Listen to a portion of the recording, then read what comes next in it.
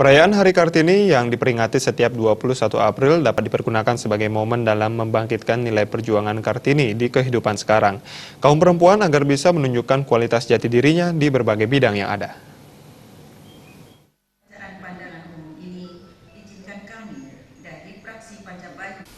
21 April merupakan tonggak perjuangan kaum wanita yang dipelopori Raden Ajeng Kartini sebagai pahlawan wanita dalam menyamakan kesetaraan antara hak dan kewajiban.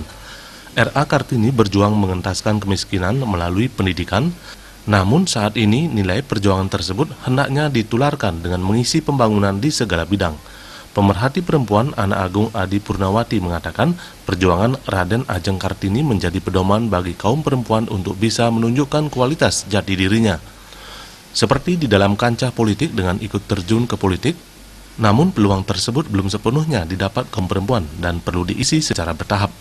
Wanita Indonesia harus mampu menunjukkan jati diri tanpa harus meninggalkan kodratnya dari segi adat maupun budaya timur. Wanita itu potensial, tidak kalah dengan laki-laki. Kemampuan dalam memimpin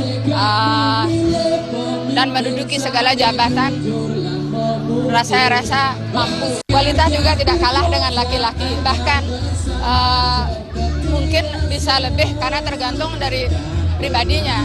Ada laki-laki yang melebihi kapasitas rata-rata, ada juga wanita yang seperti itu. Ada juga yang wanita yang melebihi pola pikir laki-laki. Kedepan diharapkan muncul Kartini-Kartini baru di Indonesia yang ikut serta dalam mengisi kemerdekaan dalam bingkai NKRI. Terima dan